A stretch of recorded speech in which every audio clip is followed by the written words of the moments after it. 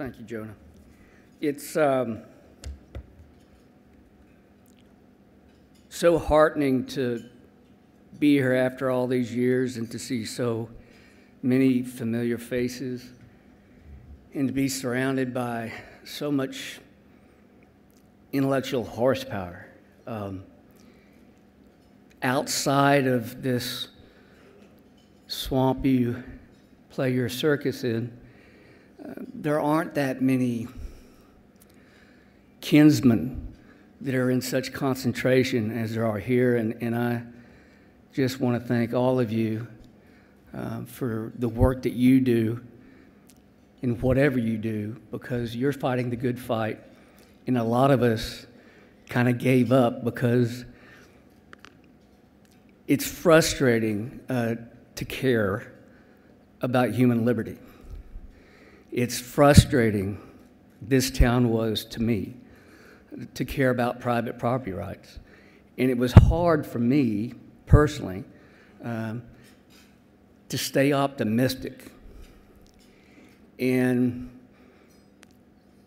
it's been said that economics is the dismal science, but there are economists out there, many of whom are in this room. But there are two giants that stand out in my mind. And those are two men that I have the great honor to celebrate tonight. One of them is no longer with us, Julian Simon, in whose name tonight's award is being presented. He died in '98, the same year I left Washington. He was a true optimist, and I don't know if he was personally, but intellectually he was. And he did such groundbreaking work through hard empirical data, through painstaking research, and by using what I'm sure was a beautiful mind.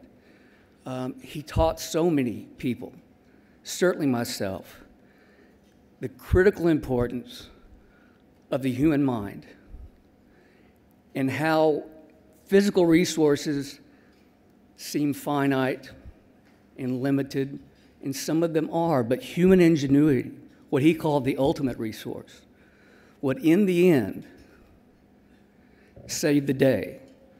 And humanity, rather than being a blight on the face of the earth, is actually a boon. And the critical part of that whole scheme is private property rights. And the man we're honoring tonight, Hernando De Soto from Peru, I read him in college in 1989 and his work on the mystery of capital.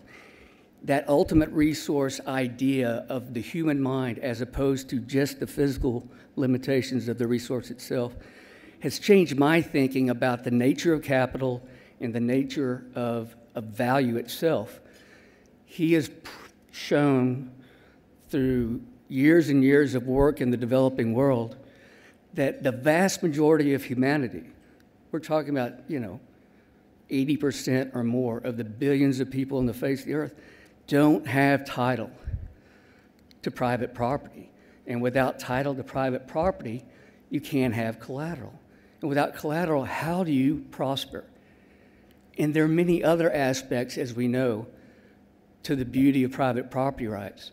But what he's shown is you can be a free market economist and a private property rights advocate, but also be a humanitarian and focus on poverty throughout the developing world. And we all know that Karl Marx said that Marxism can be summed up in a bumper sticker: property is theft.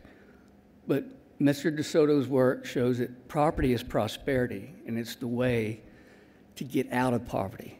So without digging a hole, telling you all the wonderful things about Mr. De Soto, other than he's been called, even by Bill Clinton, the world's most important living economist.